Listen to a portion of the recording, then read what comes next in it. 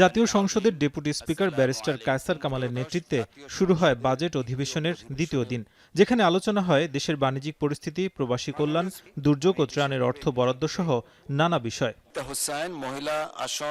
অধিবেশনের শুরুতেই তারকা চিহ্নিত প্রশ্নোত্তর পর্বে চট্টগ্রাম 14 আসনের সংসদ সদস্য জসিম উদ্দিনের দেশের বাণিজ্য ঘাটতি নিয়ে প্রশ্নের জবাবে মন্ত্রী জানান, বিগত সরকারের ভুল নীতির ফলে বাণিজ্য ঘাটতি বেড়েছে, যা কাটিয়ে উঠতে কাজ করছে সরকার। বিগত সরকারের ভুল নীতির ফলে দেশে বাণিজ্য ঘাটতি বেড়েছে।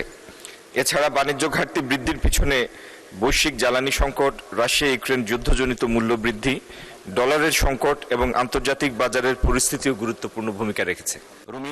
সম্পূরক প্রশ্নে স্বতন্ত্র এমপি রুমিন ফারহানা জানতে চান, $8 বিলিয়ন প্রতি বছর আমদানি রপ্তানির আড়ালে পাচার হচ্ছে, এটা বন্ধে কি পদক্ষেপ নিয়েছে সরকার? জবাবে বাণিজ্য মন্ত্রী জানান, গেল বছর আমদানি ছিল $67 বিলিয়ন, রপ্তানি হয়েছে $55 বিলিয়ন পণ্য।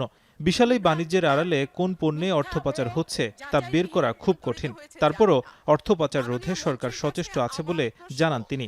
আমদানি এবং রপ্তানির আড়ালে প্রতি বছর $8 বিলিয়ন মতন টাকা বিদেশে পাচার হয়ে যাচ্ছে।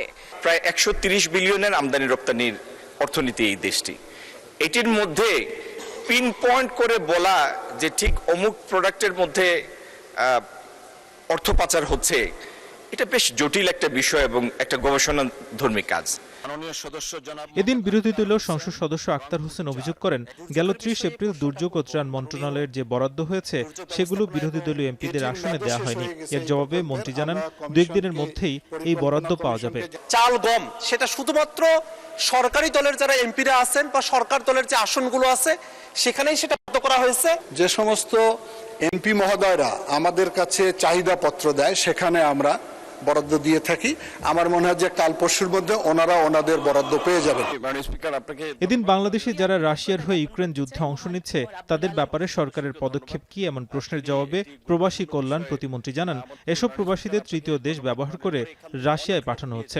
এমন অভিযোগে ইতোমধ্যে 3 রিক্রুটিং এজেন্সির লাইসেন্স বাতিল হয়েছে। এছাড়া প্রবাসীদের কল্যাণে 8% সুদে 3 লাখ টাকার ঋণ দেওয়া হচ্ছে বলে জানান তিনি। রাশিয়াতে 30 জন কর্মীকে কাজের কথা বলে তাদেরকে যুদ্ধে সম্পৃক্ত করেছে। তাদের পরিবার আমাদেরকে জানিয়েছে, আমরা ইনস্ট্যান্ট 3টা যারা রিক্রুটিং এজেন্সি তাদের লাইসেন্স বন্ধ করে দিয়েছি।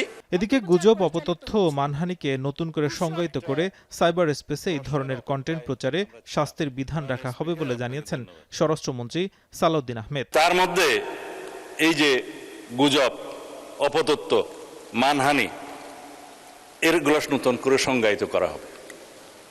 এছাড়া সাইবার স্পেসে এরূপ কন্টেন্টের প্রচার প্রতিরোধের জন্য একটা নতুন ধারার শাস্তির বিধান এখানে আনা হবে।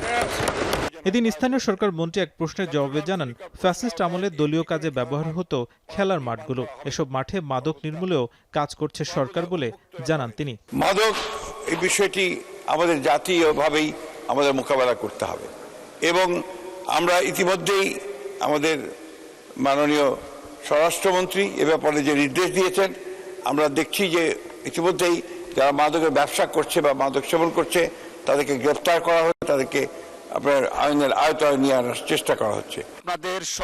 7 জুন থেকে শুরু হওয়া বাজেট অধিবেশনে 9,38,000 কোটি টাকার প্রস্তাবিত বাজেট পেশ হবে আগামী বৃহস্পতিবার। বাংলাদেশ জিন্দাবাদ। আসসালামু আলাইকুম। নাজমুস সাকিব, এখন, ঢাকা।